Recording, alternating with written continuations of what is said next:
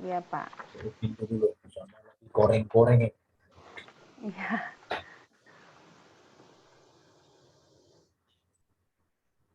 Oke, satu orang bisa mimpin doa, ibu ibu ibu Aling lah, ibu Aling. Iya, iya. Mari kita berdoa. Bapak, terima kasih untuk pemeliharaan-Mu sepanjang hari ini, penyertaan-Mu serta berkat-Mu, dan juga untuk hari-hari kemarin Bapak telah memelihara kehidupan kami dan menjaga serta melindungi kami dan memberkati kami. Dan juga terima kasih Bapak untuk kesempatan pada malam ini sehingga kami boleh berkumpul bersama dalam kelas Zoom ini untuk sama-sama belajar kembali tentang kebenaran firman. Dan kiranya Bapak Engkau mengurapi Pak Erben yang akan menyampaikan kebenaran firman-Mu kepada kami, agar firman yang Kau sampaikan kepada kami dapat menjadikan kami lebih baik sesuai dengan kehendak-Mu. Dan kami serahkan Bapak waktu selanjutnya di dalam tangan-Mu. Dalam nama Yesus kami berdoa dan mengucap syukur. Amin.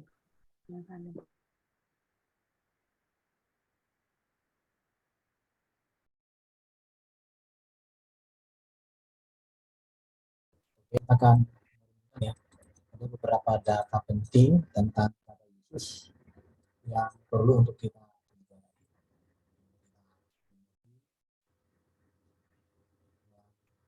data ini. Suara Pak Erben putus-putus. Putus-putus.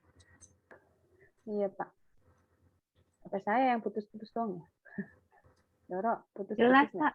Jelas ya. Jelas. Berarti gue. Oke. Sebelum saya menjelaskan menurut kita yang ada di room ini, coba dulu berikan beberapa alasan yang membuat ibaratnya Ibu Ana, Ibu Aling atau Dediki menjadi percaya kepada Yesus. Kira-kira apa alasannya percaya kepada Yesus? Kalau saya kenapa percaya dengan Tuhan Yesus? Karena Tuhan Yesus itu adalah utusan Allah dan Tuhan Yesus itu menebus dosa-dosa kita dan mencerminkan bahwa kita harus mempunyai kasih biarpun orang itu membenci kita, memusuhi kita. Jadi apalagi penderitaan dia itu mencermin, maksudnya dia menunjukkan bahwa semenderita apapun dia tetap setia gitu loh dengan kita gitu. Itu yang membuat saya tuh jatuh cinta ya sama Tuhan Yesus. Itu sih Pak. Oke, Ibu yang lain, Ibu Ana atau Ibu Aling tadi? Ibu Ana tadi Pak. Oh ya, sekarang Ibu Aling. Kalau saya percaya Yesus karena saya percaya Dia juru selamat saya Pak. Dia yang telah menyelamatkan saya, memberikan saya kesempatan untuk mempunyai hidup yang kekal, dan Dia telah membantu saya, menolong saya, dan menyertai saya di sepanjang hidup saya Pak. Oke. Kalau Pak Deki bisa kah open mic? Bisa Pak, bisa Pak. Nah, coba Pak. Kalau saya itu Pak, Tuhan Yesus itu bagi saya sebagai Mesias, juru selamat saya. Oke itu ya. Oke Pak. Oke, terima kasih ya untuk ya, Allah Immanuel Pak ya. Immanuel ya. Oke, Allah menyertai kita ya. Ya betul. Oke, jadi malam hari ini saya hanya melengkapi apa yang sudah disampaikan tadi. Ada beberapa keutamaan Yesus dan saya secara pribadi ini yang membuat saya kagum, percaya, dan menyerahkan hidup saya seutuhnya kepada Yesus. Dan boleh saya katakan keutamaan Yesus yang mau saya tunjukkan malam hari ini kepada kita, ini menunjukkan bahwa Yesus unggul atas semua manusia yang pernah ada dalam sejarah. Ya, baik itu para nabi atau raja atau siapapun. Yesus memiliki keunggulan, keutamaan atas mereka semua. Yang pertama ya, keutamaan Yesus ini berbicara tentang nubuat kehadirannya. Kalau kita melihat di dalam catatan sejarah, hanya Yesus yang memiliki nubuatan yang begitu detail, mulai dari dia lahir sampai dia mulia, lahir, hidup, mulia, mati, bangkit, dimuliakan dan naik ke surganya Yesus. Kita lihat di sini tentang nubuatan-nubuatannya, ada beberapa topik ini. Semua ini berbicara tentang Yesus. Dan jaraknya ini ratusan bahkan ribuan tahun. Jadi nubuat tentang kehadiran Yesus itu sudah berlangsung sekitar ribuan tahun bahwa dia akan datang dan kemudian digenapi. Di sini ada ayat-ayat nubuatannya apa, ya. Tetapi di sini ada ayat-ayat penggenapannya di dalam kitab Perjanjian Baru. Jadi menurut saya satu-satunya nabi dalam sejarah dunia atau satu-satunya manusia atau orang yang memiliki nubuatan tentang kedatangannya secara detail itu hanya ada pada Yesus.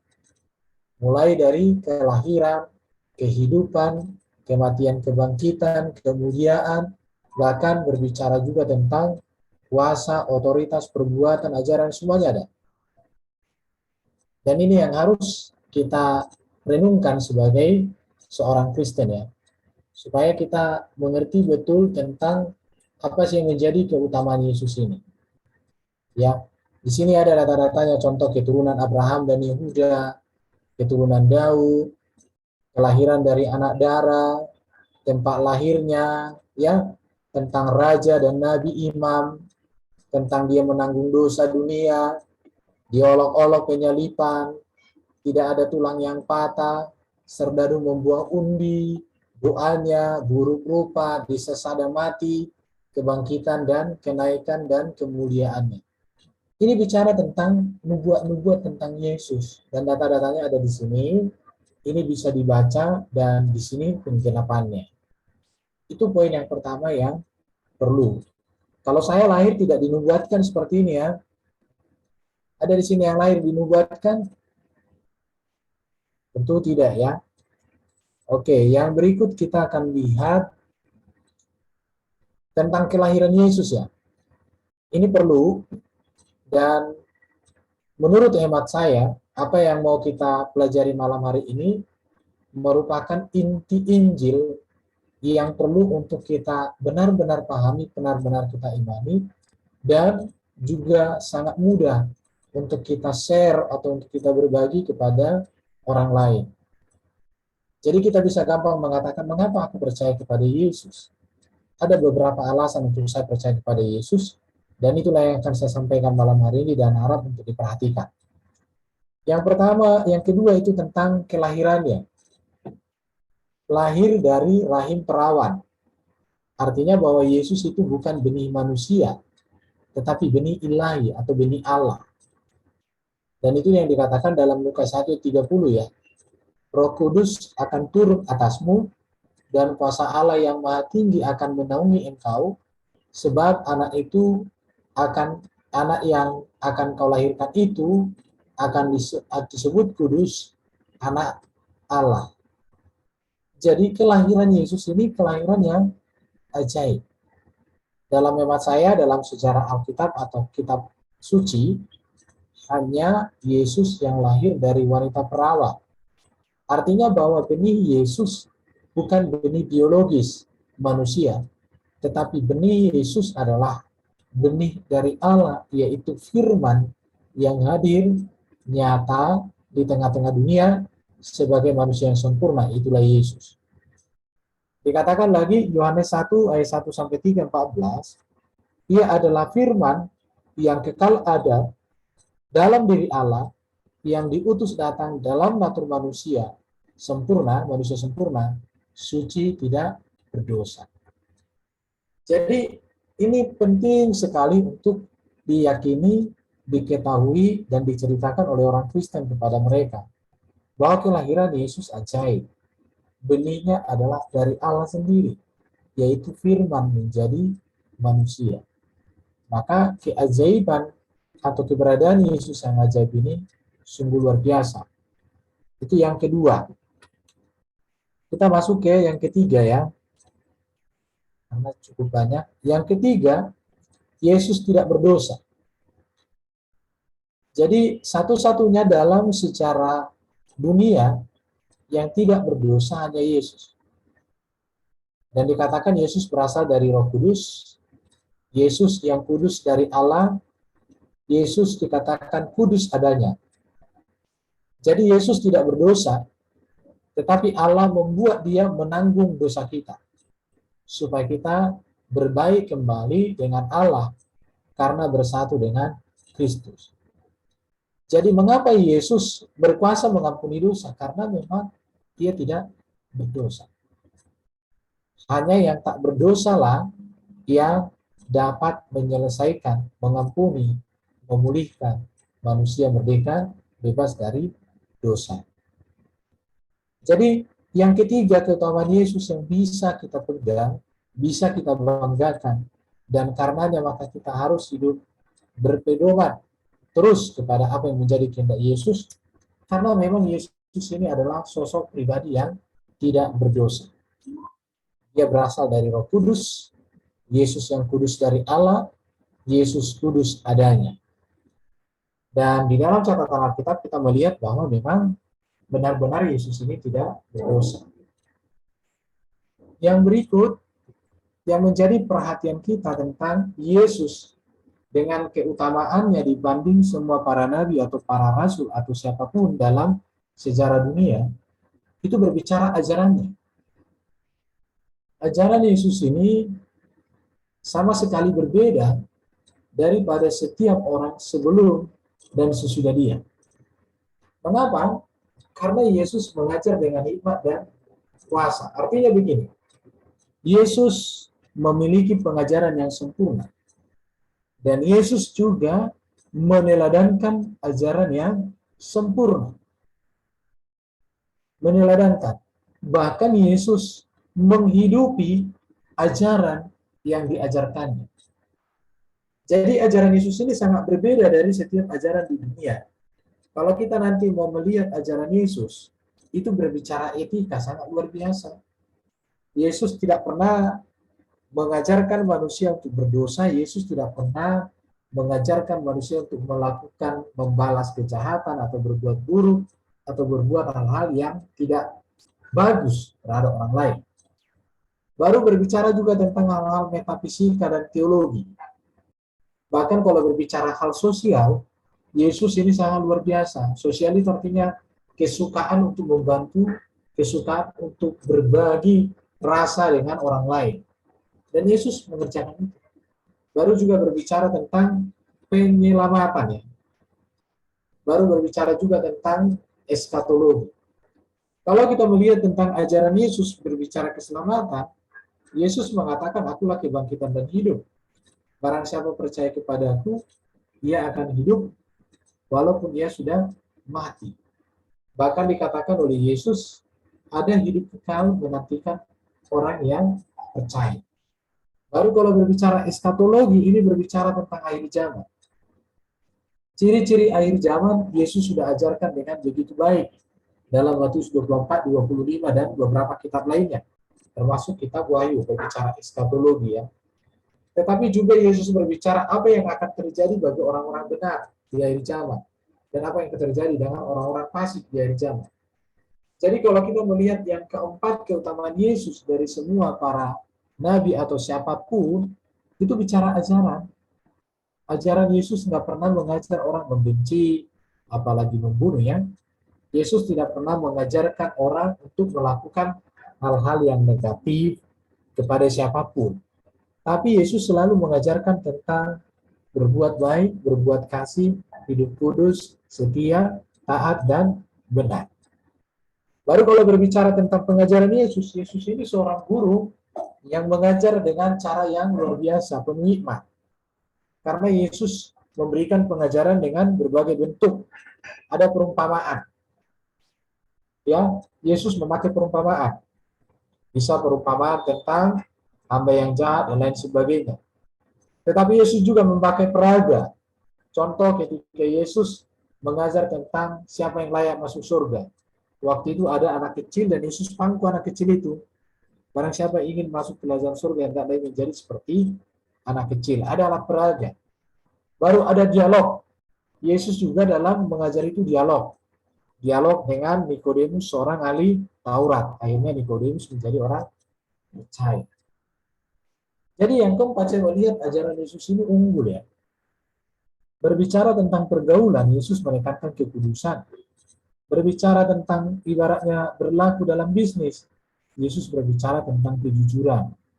Berbicara tentang pekerjaan, Yesus mengajarkan tentang kerja keras, kesungguhan. Jadi saya tidak menemukan ada kelemahan di dalam ajaran yang dinyatakan oleh Yesus. Saya tidak menemukan ada kelemahan. Tetapi yang nyata itu adalah kita lemah. Kita tidak mampu melakukan, mempraktekkan apa yang diajarkan, diteladankan oleh Yesus. Oke. Yang kelima, yang harus kita tahu tentang siapa Yesus adalah berbicara tentang Yesus seorang pembuat mujizat. Kalau kita melihat di dalam Alkitab banyak sekali penyembuhan-penyembuhan yang dikerjakan Yesus. Termasuk penyembuhan orang sakit, penyembuhan gangguan fisik dan mental, itu dituliskan sebanyak 23 mujizat. Jadi Yesus itu menyembuhkan berbagai penyakit mental atau fisik. Ya. Baru Yesus juga mengusir setan, bahkan mengatakan mengendalikan alam. Kuasa atau kekuatan alam dituliskan sebanyak 9 mujizat dalam Alkitab. Jadi 23 mujizat itu berbicara tentang penyembuhan fisik dan mental yang terjadi pada manusia. Ini yang ditulis. Sedangkan pengusiran atau mengendalikan alam semesta dituliskan sebanyak 9 mujizat. Baru mujizat Yesus yang besar lagi adalah kuasa Yesus atas kematian. Di mana Yesus itu membangkitkan orang mati, dituliskan sebanyak 3 mujizat. Injil Yohanes 20 ayat 30-31 dikatakan, perbuatan ajaib yang dikerjakan Yesus sangat banyak. Dikatakan, jikalau semuanya itu harus dituliskan satu persatu, maka agaknya dunia ini tidak dapat memuat semua kitab yang harus ditulis itu. Artinya di sini kita harus melihat keutamaan, keunggulan, kehebatan, kedahsyatan Yesus dari semua para nabi atau para rasul atau para utusan Allah. Bahwa Yesus diberikan otoritas kuasa untuk mengatakan mujizat demi mujizat dalam perjalanan kehidupan setiap orang yang percaya. Kalau kita melihat di Alkitab ya, bagaimana buta melihat, bisu berbicara, tuli mendengar, lumpuh berjalan, sakit pendarahan, orang kerasukan setan, dan lain sebagainya, bahkan yang mati dihidupkan. Makanya kalau kita membaca di dalam Injil Yohanes 20 ayat 30-31 dikatakan, perbuatan ajaib yang dikerjakan Yesus sangat banyak. Jikalau semuanya itu harus dituliskan satu persatu, maka agaknya dunia ini tidak dapat memuat semua kitab yang harus ditulis itu. Kita bisa bayangkan ya tentang mujizat Yesus. Kalau mujizat Yesus semua dituliskan, maka begitu banyak sekali mujizat. Maka Alkitab itu akan penuh dengan mujizat. Tetapi mengapa tidak dituliskan? Karena apa yang sudah tertulis ini sudah cukup untuk membuktikan bahwa Yesus seorang pribadi yang membuat mujizat. Kurang lebih sekitar 35-an ya. 35 mujizat lebih yang diperbuat Yesus dicatat di dalam Alkitab. Tapi kalau dicatat, waduh sangat banyak. Masih banyak yang belum tercatat.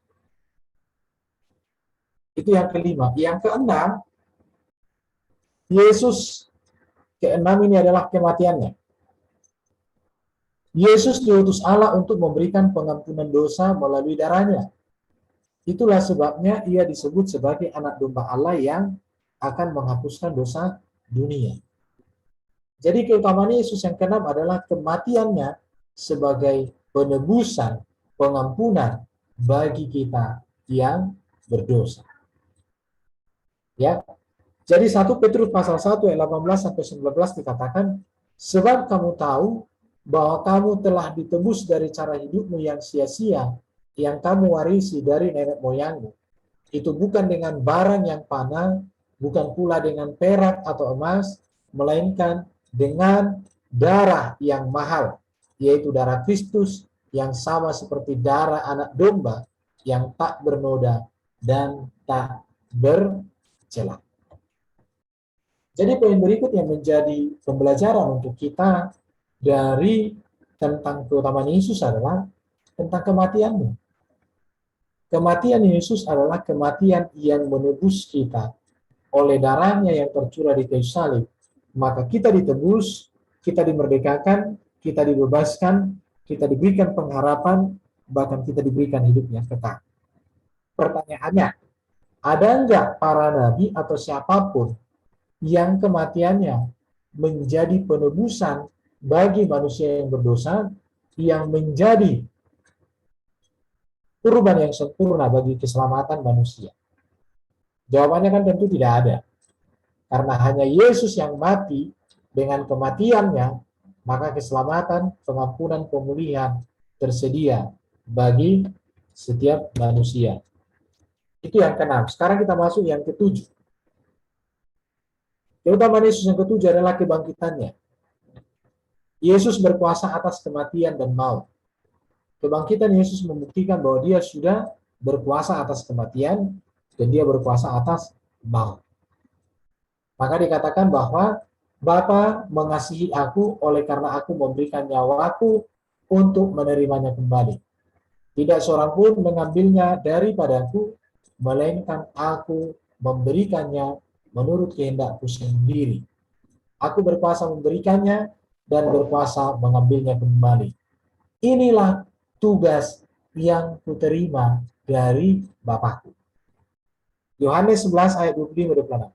Barang siapa percaya kepadanya sekalipun ia akan mengalami kematian, namun akan tetap hidup selamanya bersama Tuhan atau akan dibangkitkan. Jadi kita melihat ya kebangkitan Yesus ini menjadi keutamaan yang sangat luar biasa. Karena melalui kebangkitannya membuktikan bahwa kematian dan maut sudah dikalahkan. Bahkan kalau kita membaca dalam Matius 27 ayat 51 sampai 53, silakan nanti dibaca di kitab masing-masing.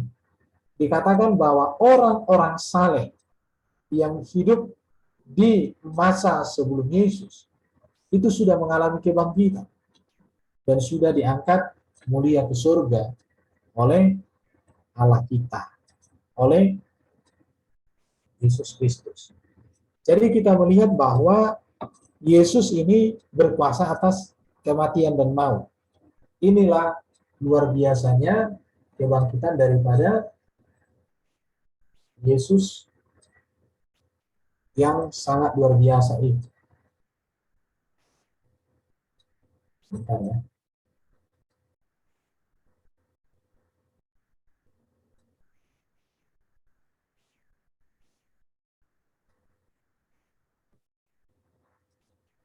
Oke, ini yang ketujuh. Tentang keutamaan Yesus adalah tentang kebangkitannya.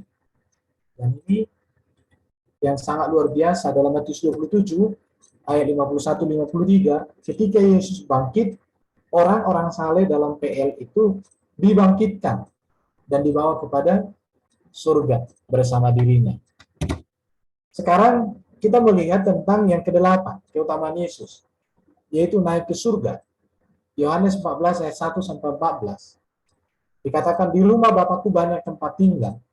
Jika tidak demikian, tentu aku mengatakannya kepadamu, sebab aku pergi ke situ untuk menyediakan tempat bagimu. Adalah lebih berguna bagi kamu jika aku pergi, sebab jikalau aku tidak pergi, penghibur itu tidak akan datang kepadamu. Tetapi jikalau aku pergi, aku akan mengutus dia kepadamu. Jelas sekali ya. Jika kemah tempat kediaman kita di bumi ini dibongkar, Allah telah menyediakan suatu tempat kediaman di surga bagi kita, suatu tempat kediaman yang kekal, yang tidak dibuat oleh tangan manusia.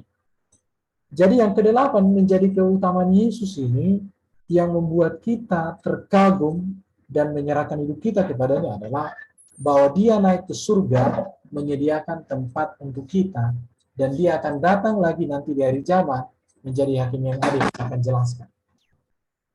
Ini sesuatu hal yang sangat luar biasa bagi kita orang Kristen. Mengapa kita percaya bahwa Yesus adalah juru selamat? Karena memang dia naik ke surga menyediakan tempat untuk kita. Sekarang yang ke-9, Yesus berkuasa untuk mengampuni dosa kita.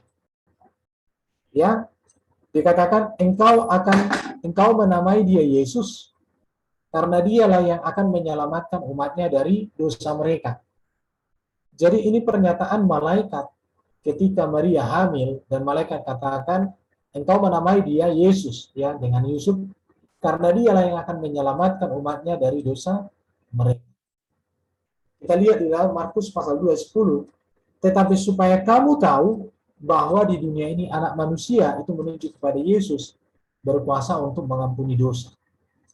Dia telah melepaskan kita dari kuasa kegelapan dan memindahkan kita ke dalam kerajaan anaknya yang kekasih. Di dalam dia kita memiliki penebusan kita, yaitu pengampunan dosa. Jadi sangat jelas sekali bahwa Yesus berkuasa untuk mengampuni dosa-dosa manusia. Jadi melihat tentang keutamaan Yesus ini, maka ketika kita percaya kepada Yesus, kita berada pada posisi yang tepat. Mengapa Yesus berkuasa mengampuni dosa? Karena memang dia tidak berdosa, dan untuk dia, itulah Bapa di surga mengutusnya ke dunia ini. Yang ke-10, ya, yang ke-9 sekarang, yang ke-10 keutamaan Yesus adalah bahwa Yesus itu adalah Tuhan segala Tuhan, Raja segala Raja, penguasa semesta. Itu tertulis dalam Wahyu 19 ayat 16 dan Wahyu pasal 17 ayat 14. Gelar ini menunjukkan seorang yang memiliki kekuatan untuk menjalankan kekuasaan mutlak atas semua kerajaannya. Dalam hal Tuhan Yesus, kerajaannya adalah semua ciptaan. Di dalam penglihatan Yohanes, Yesus sedang datang kembali untuk menghakimi dunia dan mendirikan kerajaannya di bumi, sebagaimana yang dia nyatakan dalam Markus pasal 13 ayat 26 dikatakan. Pada waktu itu orang akan melihat anak manusia datang dalam awan-awan dengan segala kekuasaan dan kemuliaannya. Jadi Yesus nanti akan datang menjadi Raja segala Raja, Tuhan di atas segala Tuhan. Melihat hal ini, maka kita berada di dalam iman yang benar. Sekarang kita masuk ke poin 11. Yesus datang sebagai hakim yang adil. Dikatakan, Bapa tidak menghakimi siapapun, melainkan telah menyerahkan penghakiman itu seluruhnya kepada anak, supaya semua orang menghormati anak sama seperti mereka menghormati Bapa. Barang siapa tidak menghormati anak, ia juga tidak menghormati Bapa yang mengutus dia. Dikatakan bahwa penghakimannya benar. Itu ada di dalam Yohanes 8 ayat 15-16 dan Wahyu 15 ayat 4. Jadi 11 keutamaan Yesus ini sungguh menegaskan bahwa kita sudah memiliki iman yang tepat dan benar ketika kita bergantung kepada Yesus Kristus. Dari 11 poin ini, inilah yang membuat saya, yang menetapkan hati saya untuk sungguh percaya, untuk sungguh bergantung, untuk sungguh hidup, menyerahkan keadaan di dunia ini sepenuhnya hanya kepada Yesus. Jadi dengan data-data keutamaan Yesus, kehebatan Yesus yang saya sajikan ini, maka inilah berita Injil yang harus kita beritakan. Inilah berita Injil yang harus kita ajarkan kepada semua orang, di keluarga kita, di keluarga besar kita, di lingkungan kita, di tempat pekerjaan, di kantor, atau dimanapun.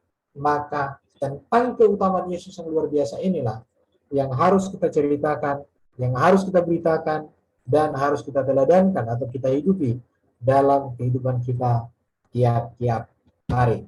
Oke, itu yang bisa saya sampaikan. Kita masuk kepada diskusi saja. Silakan.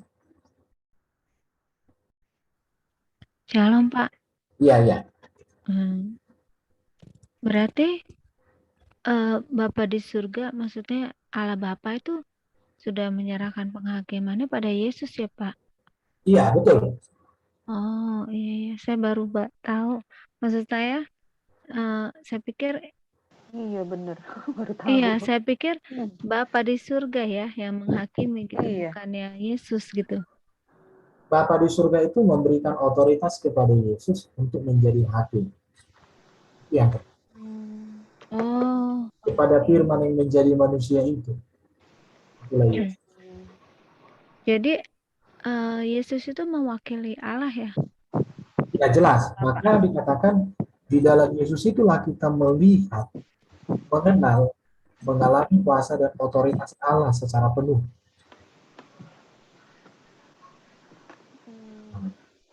Iya, iya. Kalau yang Tuhan Yesus bilang sebelum sebelum ke surga itu, roh itu Yesus minta pada Bapa ya, roh penolong gitu. Dikatakan kan aku akan minta kepada Bapa menolong yang lain. Roh penolong di situ menunjuk kepada Roh Kudus ya. Iya. Iya. Jadi roh itu diminta oleh Yesus, diutus oleh Yesus untuk menyertai orang percaya sekaligus juga untuk menuntun orang percaya menyadarkan manusia akan dosa. Nah ini udah pernah kita bahas kan tentang karya Roh Kudus itu. Iya, Jadi betul. mengingatkan, menerangi, Iya. nah, di situ.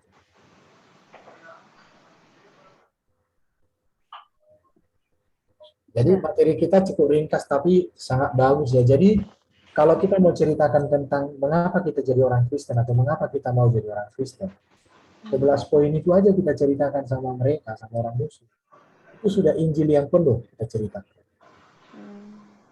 Jadi ceritakan aja mengapa saya percaya pada Yesus, ceritakan satu-satu poin itu secara detail dengan cara yang lebih praktis sesuai psikon. Pak, saya mau nanya Pak. Ya, ya.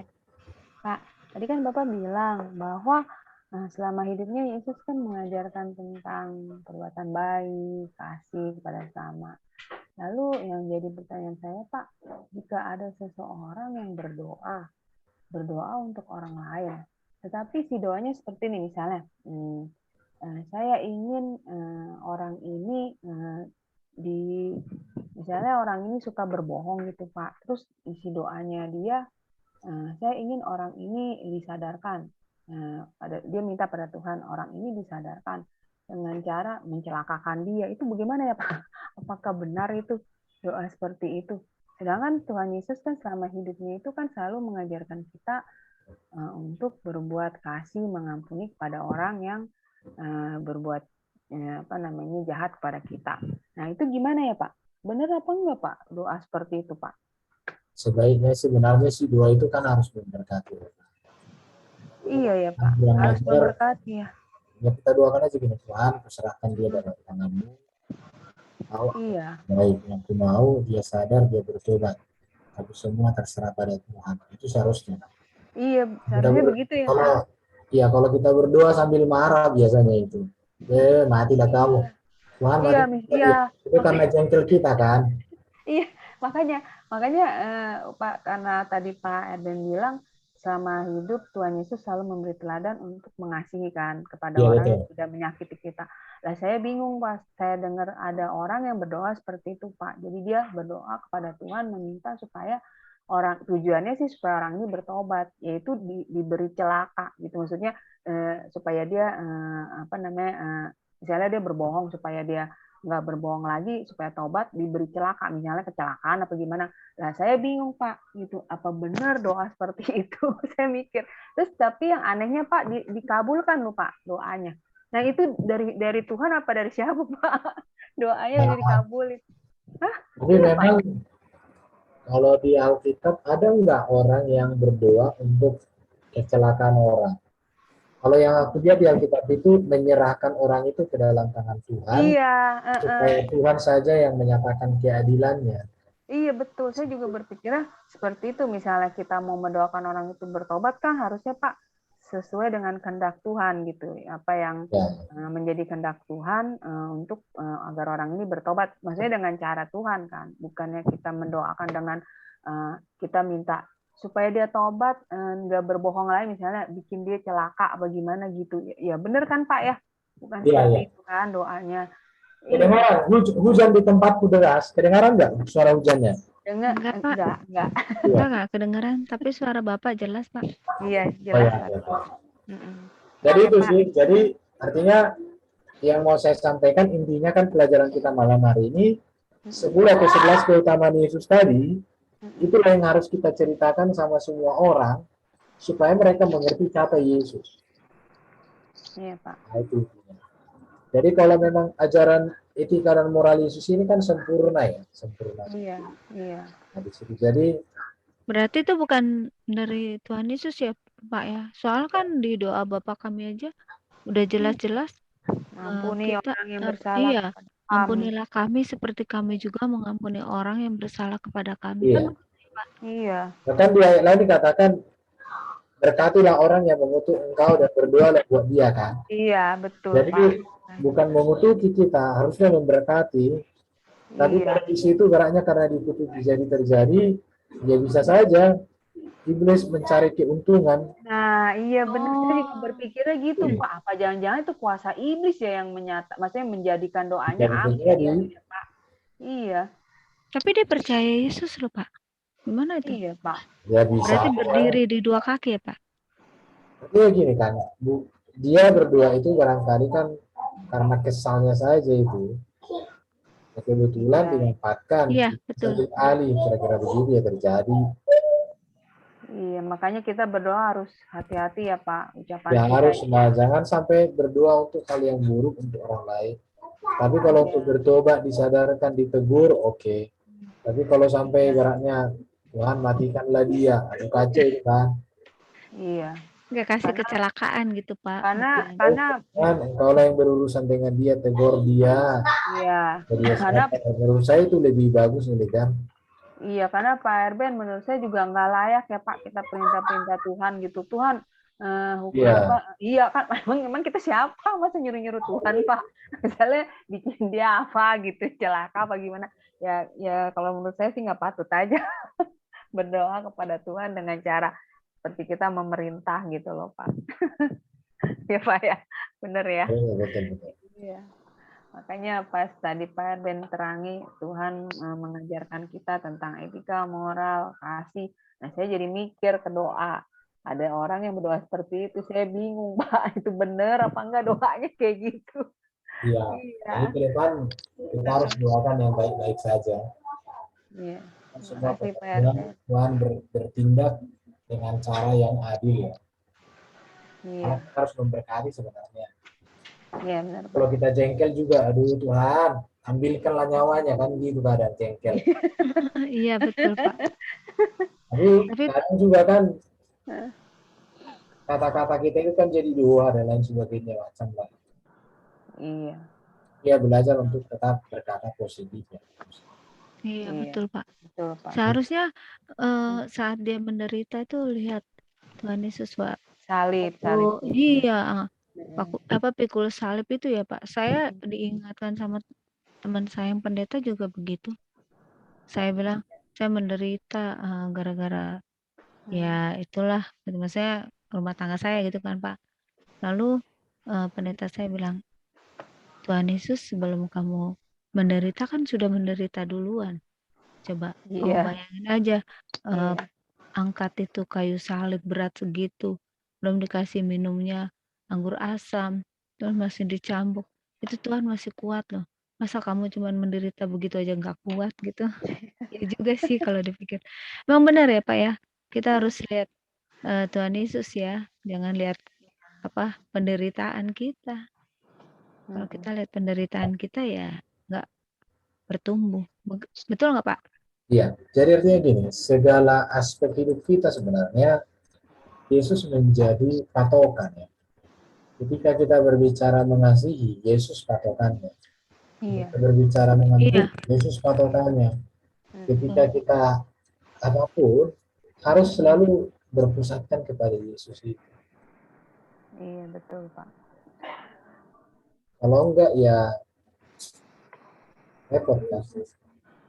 iya Kan betul. Oh makanya ya kan, Pak, iya ya. Oh iya, maaf Pak, Pak. saya potong.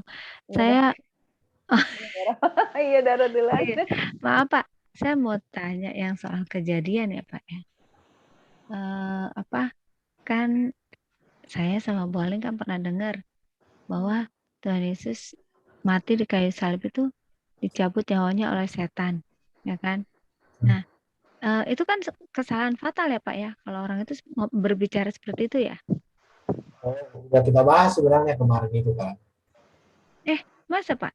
Iya. Iya. Oh ya udah ya. Mati. Oh iya, soalnya ada yang nanya lagi tadi sama saya lupa. Nanti coba dibaca materinya, kayaknya udah kukirim, tapi ulangi sedikit. Jadi mengapa manusia mengalami kematian?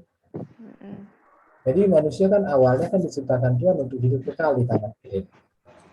Tapi Iya. manusia terusir dan mengalami kematian karena manusia jatuh dalam dosa kan, Oh iya mengambil betul. buah pengetahuan yang baik dan yang jahat. Iya. Iya betul. Jadi kematian manusia itu adalah konsekuensi atau Allah menegakkan hukumnya bahwa upah dosa adalah maut, kematian. Yang kedua kemarin itu kita bahas bahwa kematian itu bentuk kasih Allah juga dan Iya. keyakinan Iya, Allah. benar, Pak. Iya. Karena Iya, Allah saya tidak lihat. ingin manusia tetap hidup dalam dosa ya, Pak. Nah, Iya. mengapa saya katakan itu kasih dan keadilan? Satu, keadilan, dosa harus tetap dihukum. Dikatakan kenapa itu dikatakan kasih? Karena Allah tidak menghendaki manusia hidup kekal dalam dosa. Maka ada kematian. Situ. Jadi sekarang mengapa Yesus mati di kayu salib sampai mencabut nyawanya? Konteks kematian Yesus itu konteks yang berbeda dengan manusia lainnya. Kenapa? Karena manusia Yesus kan manusia yang berbeda dari kita. Iya, betul. Kenapa saya katakan berbeda? Karena dia adalah firman Allah itu sendiri. Dan Yesus mati bukan karena ditombak. Yesus mati bukan karena dipukuli, bukan karena dipaku. Tapi Yesus mati karena dia menyerahkan nyawanya kepada Bapa. Iya. Maka dia katakan, "Ya Bapa, ke dalam tanganmu keselarkan seluruh hidupku." Hidupku. Iya. Jadi kematian Yesus itu bukan karena siksa itu, tapi karena dia menyerahkan nyawanya. Nah, itu. Jadi mengapa Yesus mati? Karena Yesus mati untuk menggenapi visi Allah bagi dunia, yaitu untuk menebus. Menebus manusia, memulihkan alam semesta kembali kepada tujuan yang semula. Makanya nanti dikatakan Yerusalem baru turun dari Iya, betul. Jadi memang pernah itu di channelnya Yusuf Maliburu itu dulu ya. Iya, betul Pak. Siapa Tuhan? Yesus. Siapa ibunya Yesus? Maria.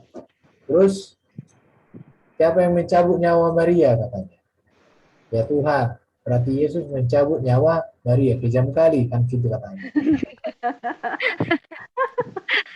Kejam kali katanya. Masa Yesus mencabut nyawa mamanya? Masa Yesus mencabut nyawa? Bukan. Ya, jadi mengapa manusia mati?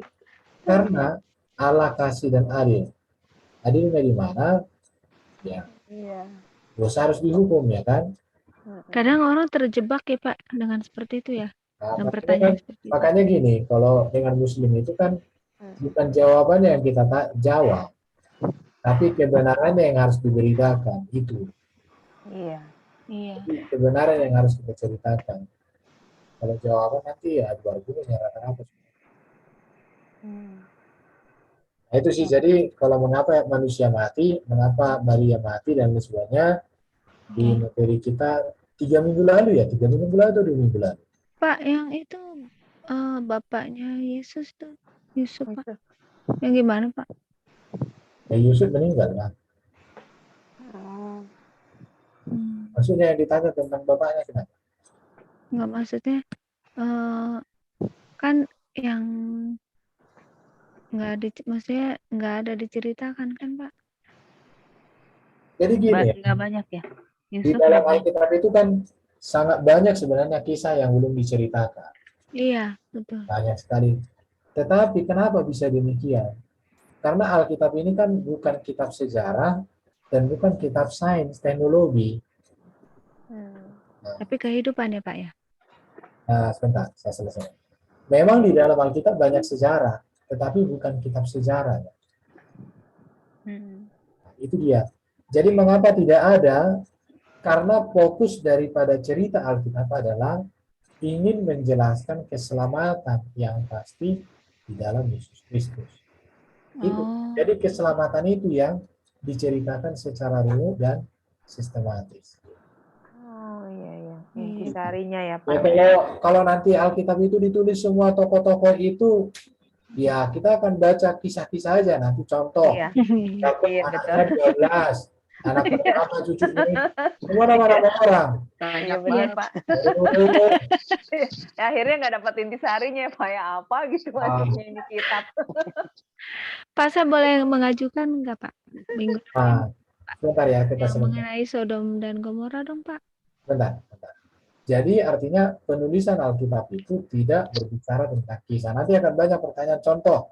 Kain dan Habil menikah sama siapa? Katanya pula kan. Iya. Pak. Tidak ada apa kawin Kitab Kejadian banyak silsilah. Iya. Jadi Alkitab ini bukan kitab sejarah walaupun penuh Iya. dengan makna sejarah.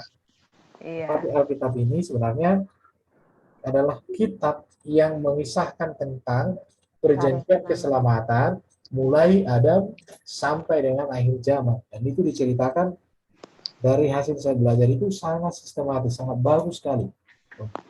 Iya. Tentang konsep keselamatan ya, rencana keselamatan itu. Itu yang mau disampaikan Alkitab. Iya, pengajaran Yesus gitu ya Pak ya. Iya. Nah Pak, saya mau tanya lagi nih. Iya. Roh Kudus. Roh Kudus tadi kan dibilang di materi Bapak bahwa Tuhan akan meminta kepada Bapak roh penolong, ya kan, bagi kita. Berarti kan setiap anak Tuhan yang percaya pada Yesus mempunyai Roh Kudus dalam dirinya. Iya. Nah, yang menjadi pertanyaan saya, Pak, apakah ada, maksudnya Tuhan kan sudah memberi Roh Kudus, Pak, pada diri kita, gitu.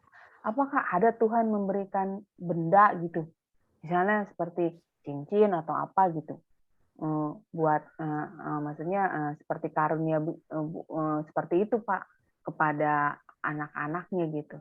Ada Pak karunia seperti itu? Sebenarnya udah ditanya kayaknya minggu lalu itu. Masa Pak? Kok saya nggak tahu ya? Udah ya? itu.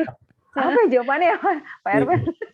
Mana ada kata Pak Erben? Nggak ada ya Pak. Makanya gini ya, masa Roh Kudus datang dari Bapak itu dikasih cincin ke kita. Makanya. Oh. Ibu Heri juga pasti Aja. Tapi kalau ibaratnya gini ya, si A tergerak oleh Roh Kudus untuk memberikan cincin kepada si B karena si B sedang tersesat ekonomi, ya, itu dari Tuhan. Tapi kalau datang cincin dibawa dari surga oleh Roh Kudus, dikasih ke kita untuk kita jadi ini, itu kayak ilmu perdukunan. Jimat ya Pak, jatuhnya jadi jimat. Ilmu perdukunan. Kita cukup dimeteraikan saja ya Pak. Iya. Makanya Pak, saya itu bingung kok ada orang. Ada bingung. Apa aja, kayak ijab kabul di gereja. Aku terima engkau, cincin ini kamu telah teraih. Aduh, cincin ini tak ada kepinya, itu artinya cintaku tak berpadamu. Cincin ini benar-benar murni, artinya cintaku tanpa campuran padamu. Kacau itu. Makanya Orang Kudus kasih cincin. Yang udah aja itu. Makanya saya bilang gini dalam hati saya, Pak. Ngapain Tuhan memberikan pada kita karunia berupa benda? Roh Kudus sudah ada di dalam diri kita, buat apa begituan? Saya memikir kayak gitu. Salah itu. Baru kasus ini ku dengar bahwa Roh Kudus memberikan cincin. Dikasih dulu ke kita cincinnya itu, betul nggak itu? Kalau cincin dari surga itu, itu cincin paling mahal. Mungkin Iya. lagi itu kali Pak, terpengaruh dengan batu aki kali Pak ya. Aduh, cincin dari surga mana tuh Makanya punya? Pak, makanya Jatuh atau dikasih dalam bentuk apa juga nggak ngerti aku. iya. Makanya masa iya Pak, pemberian dari Tuhan itu kan Roh Kudus. Masa iya bisa dalam bentuk cincin gitu loh Pak. Saya juga bingung dengarnya kalau orang ngomong kayak gitu. Saya udah anggapnya sesat itu Pak. Aneh itu. Ada juga rambutnya Nabi. Lagi gitu. Saya bingung rambutnya Nabi Muhammad. Itu Bu Eri temennya ngasih apa dapat rambut tuh Pak. Aduh, ada aja. Pertanyaannya dari mana nih apa rambutnya? Nah itu dia Pak. Kan orangnya aja nggak nampak. Iya. Rambut juga bisa nampak. Aduh, ada Ampun aja. deh, bener. Ya berarti Pak kita masih hati-hati ya Pak. Nanti saya mau dengan- nanya ya Pak. Iya. Iya. Ya, silakan Bu. Apa ini mengenai tentang mujizat yang pernah dilakukan Tuhan Yesus di Galilea apa ya? Ini di Ya. Galilea di pesta perkawinan di Kana ya Pak. Iya. Nah di situ kan ada ya, apa namanya orang yang berpesta itu kehabisan anggur. Nah di situ ibunya Maria kan ikut serta juga di dalam pesta perkawinan di Kana itu. Nah, karena ibunya Maria tahu habis, maka dia bilang kepada Tuhan Yesus, mereka kehabisan anggur. Nah, tetapi di situ ada pertanyaan yang saya belum paham. Di Yohanes 2 ayat 4 itu, kata Yesus kepadanya, mungkin kepada ibunya ya Pak, mau apakah engkau daripadaku ibu? Saatku belum tiba. Nah, maksud perkataan ini saya belum paham, Pak. Ya kan Yesus itu kan manusia. Ya, manusia yang adalah firman Allah menjadi manusia. Kita menghadiri pesta itu kan ada satu pergumulan di pesta itu, kayak di sana.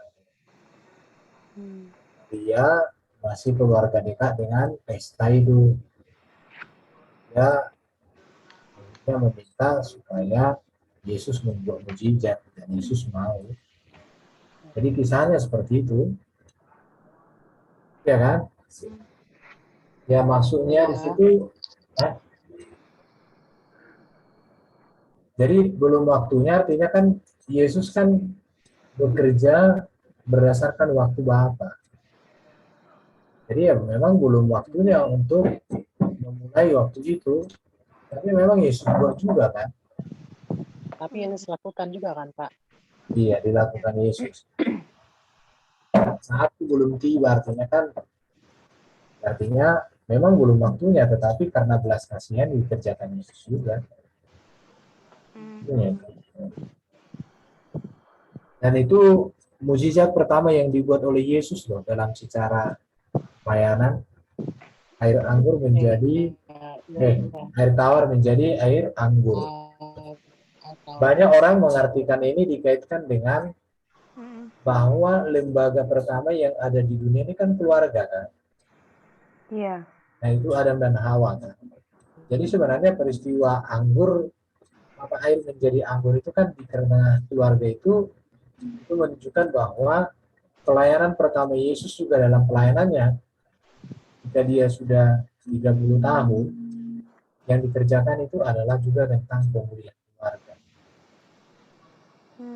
Jadi keluarga yang pertama itu hancur rusak karena dosa, tetapi Yesus datang memulihkan keluarga yang baru menjadi keluarga yang sesungguhnya. Itu sih.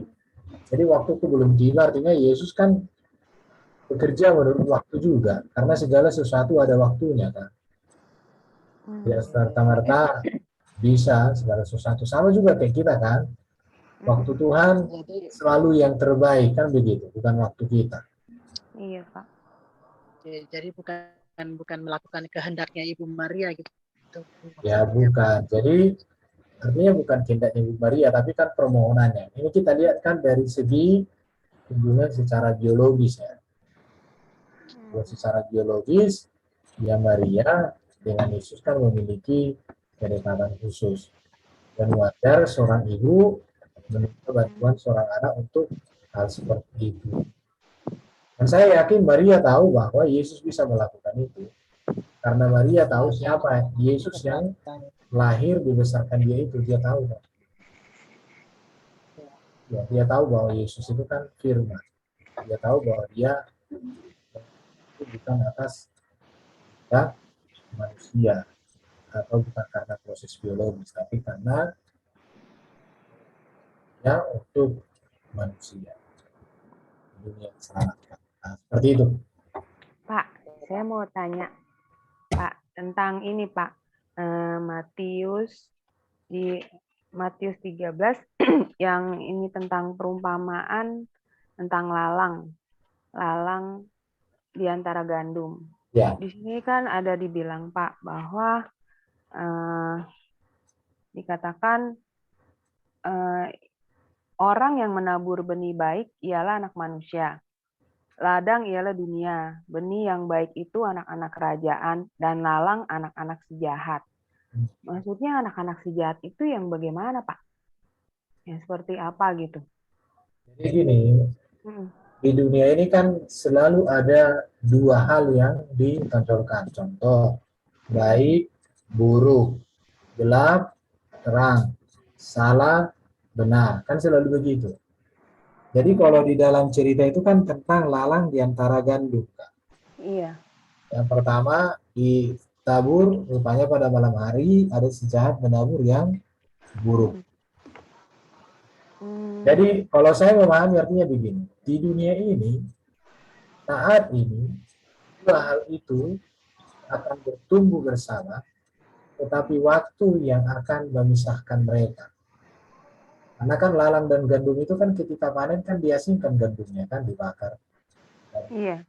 Yang lalang itu, Dibakar. tapi yang gandum, iya, yang gandum itu yang dipelihara. Bahkan dalam beberapa kasus kan ketika dikatakan biar aku cabut gandum apa lalangnya katanya. Iya. Tuhan katakan biarkan katanya. Karena itu kalau kamu cabut itu akan melukai daripada gandumnya itu akan rusak kan. Karena bisa nanti gandumnya ikut tercabut jadi mati. Akhirnya dibiarkan. Tetapi pada waktunya dilepas juga kan, dipisahkan juga saat musim panen. Ketika panen kan lalang dan gandum kan langsung pisah sendiri. Iya. Berarti Pak, proses Tuhan membiarkan gandum itu sampai panen, berarti sama juga dengan artinya Tuhan membiarkan anak-anaknya berproses ya Pak? Apa gimana maksudnya? Bukan. Maksudnya, kalau aku melihat peristiwa lalang dan gandum itu artinya di dunia ini Tuhan izinkan yang baik dan yang buruk itu tumbuh bersama. Tetapi pada akhir zaman, yang baik dan yang buruk ini pasti akan dipisahkan. Kenapa menunggu panen, Pak? Maksud saya gitu loh. Ya kan, itu kalau tidak salah itu kan berbicara ini zaman itu. Jadi artinya gini, mulai dari sekarang sampai datangnya Yesus, yang baik dan yang buruk itu kan alamiah di dunia ini. Iya, betul. Dan itu diizinkan Tuhan terjadi. Tetapi diizinkan ya, bukan dirancang. Tetapi nanti ketika dia datang, maka semua perbuatan manusia itu akan dipertanggungjawabkan. Kan? Bukan. Sama seperti lalang dan gandum itu pasti sama-sama akan dipisahkan nantinya. Jadi Bapak dikatakan di sini bahwa tidak boleh dicabut pada saat maksudnya sekarang gitu karena takut merusak gandum yang Ya, apa betul. Ini itu artinya apa tuh Pak? Maksudnya pengertiannya gimana kalau itu Pak? Bisa kita aplikasikan ya. Iya. Kan gandum itu kan belum menghasilkan. Kalau lalang itu bersatu dengan dia, satu akar mereka. Kalau dicabut lalangnya, maka gandumnya bisa ikut tercabut. bagus. Ya, saya katakan beginilah ya. Di dunia ini saat ini, kalau Yesus datang saat ini, orang yang gambaran gandum atau orang Kristen, banyak yang tertinggal. Oh iya benar ya Pak, benar. Nah, Berarti menunggu proses, berarti menunggu Kristen proses, ya menunggu, maksudnya anak-anak menunggu waktu penghakiman, ya, ya, waktu proses penghakiman. proses pertumbuhan ya Pak dari anak-anak Tuhan ya Pak. Iya, Berarti menunggu itu ya. iya. Nanti kalau sudah matang kan akan dipisahkan sendiri toh. Jadi Tuhan bekerja berdasarkan waktunya kan. Iya ya benar Pak. Iya.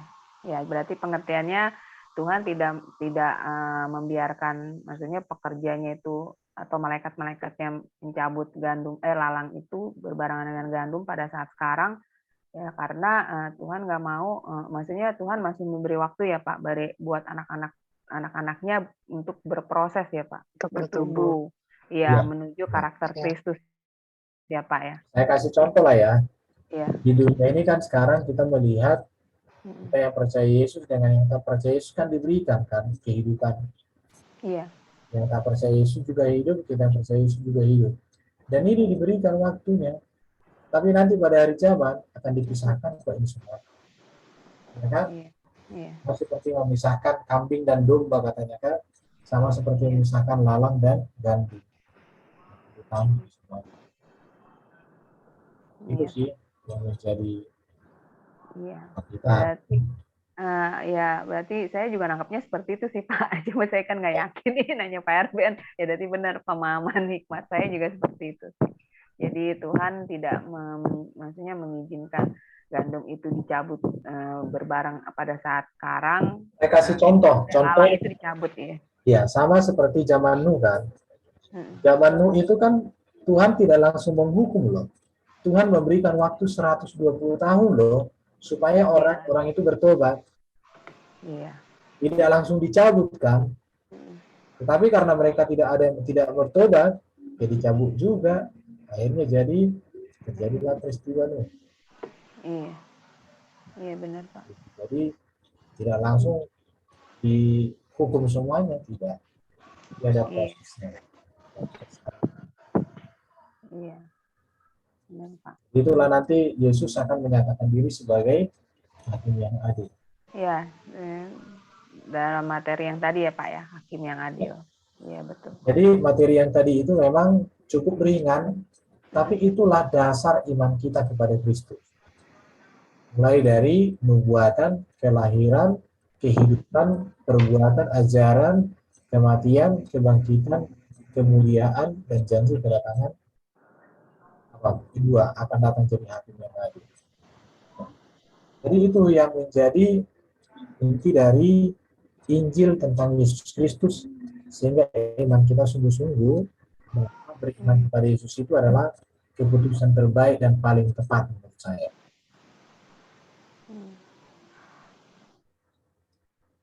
Itu sih. Bagaimana? Ada yang kurang jelas atau ada mungkin mau disampaikan atau ditanya? Oh ya, ini satu lagi Pak. Tapi di luar materi ya Pak. Saya mau tanya perumpamaan tentang biji sesawi dan ragi Pak. Di sini kan dibilang Yesus membentangkan suatu perumpamaan lain lagi kepada mereka. Katanya hal kerajaan surga itu seumpama biji sesawi yang diambil dan ditaburkan orang di ladangnya. Memang biji itu yang paling kecil dari segala jenis benih. Tetapi apabila sudah tumbuh, sesawi itu lebih besar daripada sayuran yang lain, bahkan menjadi pohon, sehingga burung-burung di udara datang dan bersarang pada cabang-cabangnya. Nah ini maksudnya gimana ya Pak pengertiannya dari ayat ini? Halo. Kan itu kan berbicara iman itu ya. Itu kan, ya iman itu sebesar biji sesawi. Sesawi tadi kan? Sesawi itu kecil. Tapi kalau dia bertumbuh, maka dia menjadi sesuatu yang besar. Itu simbol daripada iman kita. Iman itu harus bertumbuh. Oh, berarti ini menceritakan tentang iman ya Pak ya? Iya. Tapi kalau tentang ragi, Ragi ini kan, kalau ragi ya, itu berbicara juga tentang pengajaran. Atau ragi itu bisa, ya pengajaran. Kalau ragi kan biasa dikasih ke makanan, makanan itu akan berubah rasanya, berubah teksturnya. Iya, iya ragi. Lagi-lagi pengajaran, Mm-mm. harus juga kita hati-hati kan, karena pengajaran juga banyak yang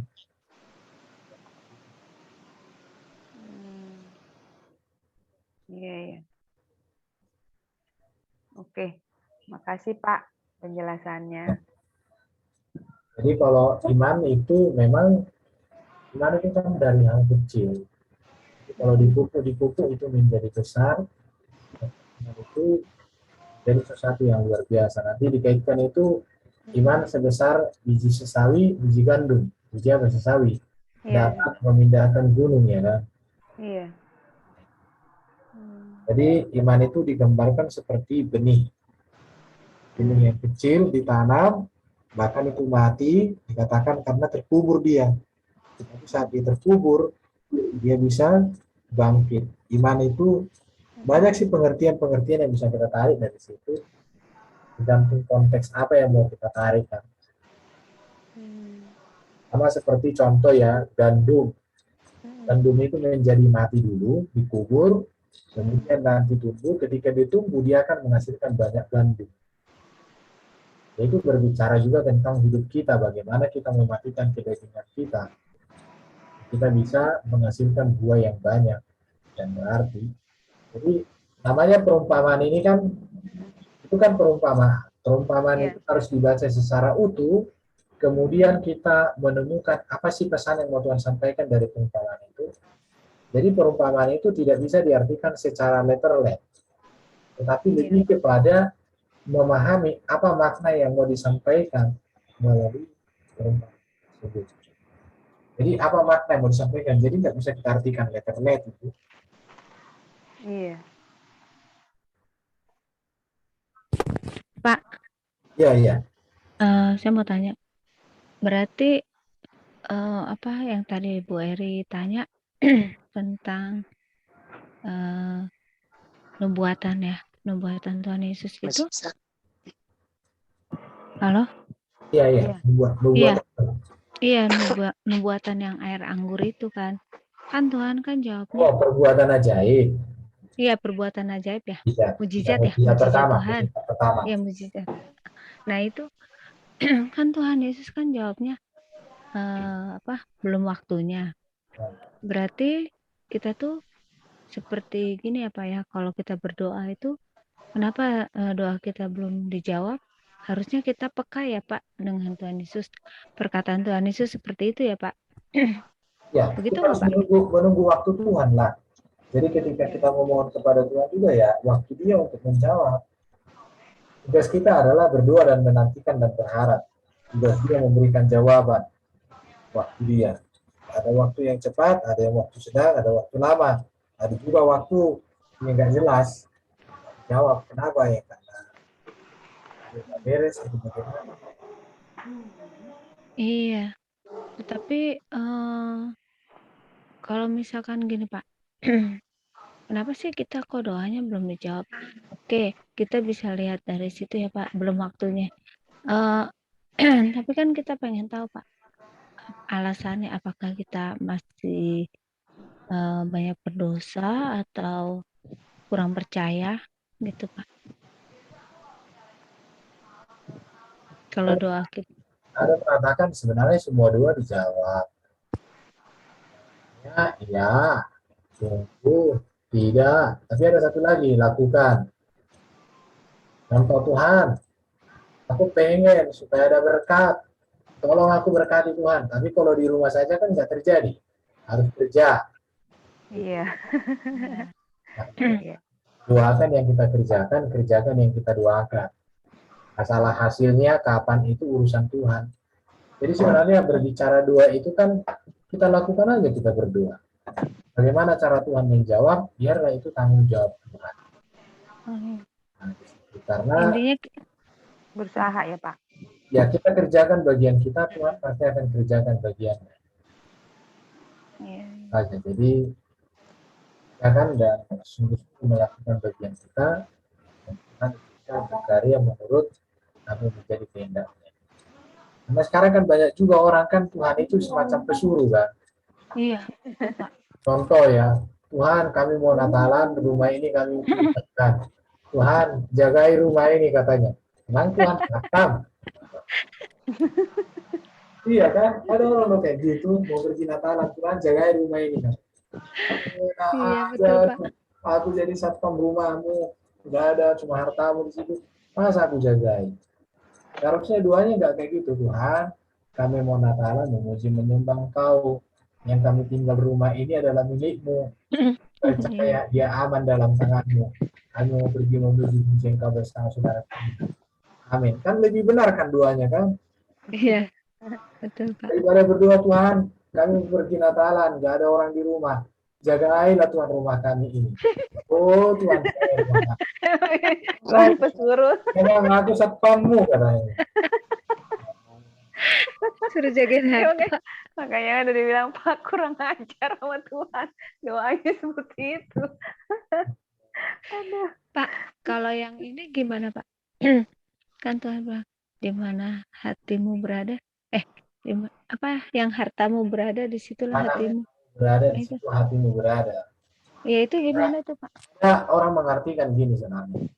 Harta kita yang paling berharga adalah hati kita. Maka hati kita harus kita jaga. Terindah. Harta terindah itu apa ya? Firman Tuhan lah.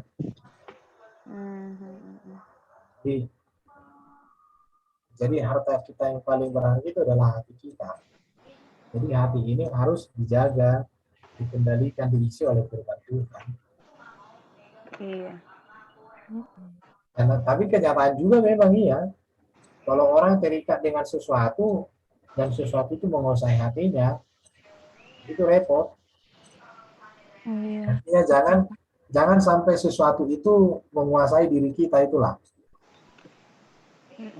Iya, jangan sampai kita dikuasai oleh sesuatu yang duniawi. Karena di mana hatimu berada, itu. Jadi kita jangan diperhamba. Jadi itu berkaitan dengan contoh uang ya. Uang itu baik nggak? Baik, Pak. Baik, iya betul. Uang itu baik. Yang nggak baik itu siapa? Kita kan? Manusianya, iya. Jadi yang bermasalah itu bukan uang, tapi yang bermasalah kita. Manusianya ya, Pak ya. Iya, jadi manusianya yang harus diperbaiki. Pak, ini Pak Mas Didik ada tulis nih Pak di chat. Ya. Dia bilang katanya ada doa mengutuk musuhnya Daud dalam Alkitab. Itu manusia mungkin emosi kali di Mazmur 17. Tapi tidak semua doa dikabulkan katanya. Doa yang dijawab berarti seturut kehendak Tuhan. Nah, yang benar Pak maksudnya. Yang tadi itu Pak yang saya tanya tentang doa. Mungkin temannya itu yang Bu Aling tanya tadi itu seperti itu kali Pak. Seperti dia pikir dia seperti Daud. Kalau Daud itu memang doanya Daud itu karena Tuhan, engkau memurkai musuh-musuhku dan lain sebagainya. Itu kan doa dalam konteks perang ya. Ya nggak mungkin lah orang berperang, Tuhan berkatilah musuh-musuhku. Mereka keberatan. Iya kan konteksnya berperang menghadapi musuh. Kalau ini pasangan ya, masa gitu ya? Sama lah kayak kita berperang dengan iblis kan. Tuhan berkati iblis nggak kan? Tuhan kami hancurkan dia dalam namamu. Kami rengking dia dalam namamu kan begitu. Itu konteks doanya beda ya. Kalau Daud ini kan memang musuh-musuhnya didoakan supaya Tuhan yang menghukum. Ya wajar ya. Konteks perang. Ya, tapi sekarang kan nggak perang-perang lagi kan. Berarti yang kalau yang KL kasus Daud itu kan beda ya Pak, doa Ya, isinya ya. Iya. Udah berperang masa mungkin Tuhan berkatilah Raja Amalek, dia kesehatan, berikan kekuatan, berikan perlindungan. Habis itu kita berperang, ya kalah kita. Giliran kita kalah, nangis ya Pak ya. Iya, tapi ya aku sih semalam gitu. Itu yang muncul di otak ya, konteksnya berperang. Gak mungkin mesti didoakan supaya diberkati kan. Tapi didoakan supaya kalah. Beda konteks ya Pak. Iya. Nah Pak, ini saya mau nanya lagi nih Pak. mengenai di Matius 13.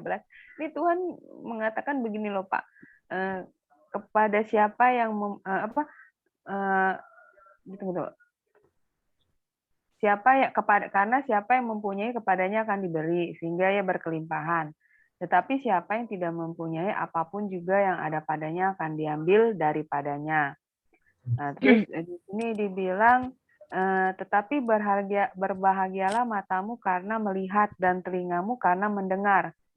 Sebab aku berkata kepadamu, sesungguhnya banyak nabi dan orang benar ingin melihat apa yang kamu lihat, tetapi tidak melihatnya, dan ingin mendengar apa yang kamu dengar, tetapi tidak mendengarnya.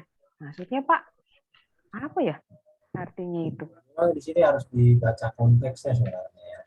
Perumpamaan tentang seorang penabur sih Pak konteksnya. Jadi Iya. tentang seorang penabur itu kan dikasih benih kan. Tapi yang lain itu apa itu? Penabur itu yang siapa memiliki kepadanya akan ditambahkan, siapa yang tidak punya daripadanya akan diambil. Itu sebentar saya. Ini tentang perumpamaan juga nih Pak. Banyak kali perumpamaan yang harus dibahas dulu. Bahas dulu lah soal berikut. Bentar saya berlakukan. Jadi nanti Pak Didiki kalau musuh iblis jangan diberkati. Ya. Ada itu yang di ayatnya. Itu perang ya Pak ya. Dari mana tadi? Ayat Matius 13 Pak. Dibaca dulu konteksnya. Saya juga nanti mau tanya tentang itu Pak. Di Matius juga Pak. Nanti. Matius 13 ayat perumpamaan tentang seorang penabur. Penabur, iya. Ayatnya tadi Mas. Saya baca ya Pak. Saya bacain ya Pak. Harus semua sebenarnya ini. Iya sih. 1 sampai 23. Perumpamaan tentang seorang penabur. Pada suatu hari keluarlah Yesus dari rumah. Seorang penabur dan ia mengucap banyak. Ada seorang penabur keluar untuk menabur. Terus sebagian jatuh. Arti perumpamaan ini kan ada di sini kan. Karena itu dengarlah di perumpamaan itu. Pada setiap orang yang mendengar firman tentang kerajaan surga. Ayat berapa tadi yang menjadi pertanyaannya? Ayat 12 Pak. Ayat 12. Karena siapa yang mempunyai kepadanya akan diberi.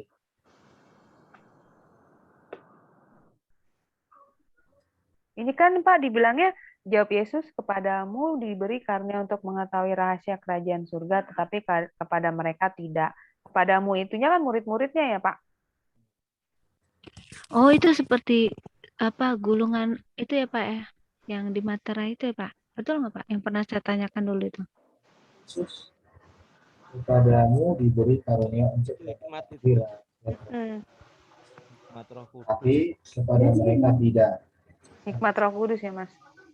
Karena siapa yang mempunyai kepadanya akan diberi sehingga ia berkelimpahan. Tetapi siapa yang tidak mempunyai apapun yang juga ada padanya akan diambil daripadanya. Itulah sebabnya mereka melihat, mereka tidak melihat.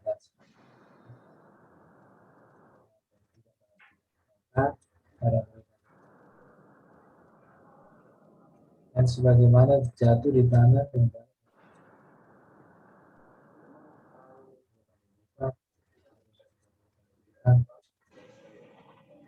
ini loh Pak yang menjadi pertanyaan saya, kenapa dibilangi sebab aku berkata kepadamu sesungguhnya banyak nabi dan orang benar ingin melihat apa yang kamu lihat tapi tidak melihatnya, dan ingin mendengar yang apa kamu dengar tapi tidak mendengarnya. Nabi dan orang benar. Ayat masih Matius 13 kan? Iya, 13. Ayat yang saya bingung ini loh Pak, yang menjadi pertanyaan saya, yang ayat ke-17 itu Pak, sebab aku berkata kepadamu Sesungguhnya banyak nabi dan orang benar ingin melihat apa yang kamu lihat, tetapi tidak melihatnya. Dan ingin mendengar apa yang kamu dengar, tetapi tidak mendengarnya. Nabi dan orang benar, Pak. Nggak bisa melihat dan mendengar. Karena Oke. mereka orang. Iya, itu yang saya nggak ngerti. Oke. Kalau ayat 12 ini kan siapa yang mempunyai kepada Nabi, sehingga berkelimpahan, tetapi siapa yang tidak mempunyai. Yang tidak mempunyai di sini kan orang yang tidak melakukan apa yang diperintahkan itu. Orang apa penabur itu kan. Sekarang tentang apa itu? Orang yang bertumbuh tidak memiliki apa-apa itu. Siapa yang tidak mempunyai apapun juga yang akan diambil. Jadi orang yang tidak berbuah atau tidak bertumbuh firman itu dalam dirinya, yang nggak akan ada dipercayakan kepadanya. Apa yang sudah dipercayakan itu akan diambil. Oh gitu. Berarti hubungan apa sangkut pautnya ke situ ya Pak ya? Iya, karena ayat di atasnya itu kan itu perumpamaan itu. Tapi kalau ayat 17, sebab aku berkata kepadamu sesungguhnya banyak nabi dan orang benar ingin melihat apa yang kamu lihat tetapi tidak melihat dan ingin mendengar. Memang umat PL kan, orang-orang kudus di PL, memang mereka pengen kok berjumpa dengan Mesias, tapi kan tidak. Kenapa? Karena mereka sudah pada mati. Oh, maksudnya gitu. Iya. Oh, iya. Dan ingin mendengar, tapi tidak mendengar. Artinya begini di sini. Orang-orang PL, orang-orang salah itu kan menantikan kedatangan Yesus. Tapi sampai mati mereka nggak pernah melihat Yesus. Yang hidup ini sudah melihat Yesus, kok malah nggak percaya, nah, begitu. Oh iya. Iya berarti masuk ke konteksnya ya Pak ya, penumpahan tentang penabur ya. Iya. Oh iya. Iya saya ini bingungnya di sini Pak. Loh kok Nabi mau orang benar? Maksudnya nggak bisa melihat. Oh maksudnya mereka adanya di dalam perjanjian orang-orang perjanjian lama ya Pak. Perjanjian lama kan menantikan kedatangan Mesias. Tapi mereka nggak pernah melihat Mesias itu dan mereka sudah meninggal. Iya. Tapi masalahnya orang-orang yang bersama dengan Yesus atau orang sekitar Yesus sudah melihat Yesus kok malah nggak percaya kan begitu. Nggak berbuah itu bagi mereka. Nggak berbuah. Iya. Seperti benih ditabur di tanah yang gersang. Iya. Padahal itu ya. Tapi itu sih artinya. Iya. Oke, makasih Pak penjelasannya. Ya, saya udah ngerti. Ya hanya itu doang sih yang di ayat itu saya nggak ngerti. Kalau perumpamannya masuk Pak, dapat hikmatnya. Yang dikata-kata ini di ayat 17-nya saya bingung. Iya. Sama yang tadi di ayat yang Jadi menunjuk kepada orang-orang PL ya. Orang-orang PL itu memang ingin melihat, menantikan kedatangan Yesus sang Mesias. Tapi kan mereka malah nggak percaya ketika Yesus sudah datang. Iya. Terima kasih Pak penjelasannya. Ya. Pak, saya mau tanya yang Matius 11, Pak. Ya. Yang Yesus mengecam beberapa kota, itu konteksnya. Tapi saya mau yang ini, Pak. Yang ayat 23. Dan engkau Kapernaum, apakah engkau akan dinaikkan sampai ke langit? Tidak. Engkau akan diturunkan sampai ke dunia orang mati. Karena jika di Sodom terjadi mukjizat-mukjizat yang telah terjadi di tengah-tengah kamu, kota itu tentu masih berdiri sampai hari ini. Nah yang 24, tetapi aku berkata kepadamu, pada hari penghakiman, tanggungan negeri Sodom akan lebih ringan daripada tanggunganmu. Maksudnya gimana Pak? Ini kan Kapernaum. Di Kapernaum ini kan banyak Yesus melakukan mujizat. Tapi orang Kapernaum itu kan tidak menghiraukan mujizat itu. Kan? Malah mereka nggak percaya kepada Yesus kan. Jadi mereka tidak. Dan engkau Kapernaum, apakah engkau akan dinaikkan sampai ke langit? Tidak, engkau akan diturunkan sampai ke Kunioti. Karena jika di Sodom terjadi mujizat yang telah terjadi di tengah-tengah kamu, kota itu tentu akan masih berdiri sampai hari ini. Artinya gini, Iya. kan Sodom dan Gomora tidak pernah mengalami mujizat seperti yang dibuat Yesus. Iya, Mereka betul. mereka dihukum kan. Betul. Kapernaum Yesus melakukan banyak mujizat, tetapi orang-orang di sana itu kan tidak percaya, malah menolak Yesus. Iya. Artinya gini, hukuman bagi mereka yang menolak Yesus jauh lebih berat daripada hukuman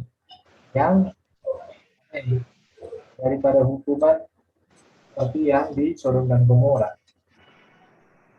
Iya.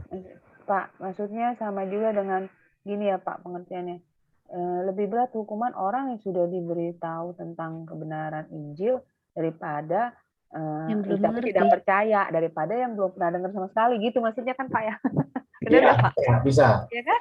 Jadi Iya. Sodom dan Gomora hukumannya masih lebih ringan daripada hukuman bagi orang Kapernaum yang menolak Yesus.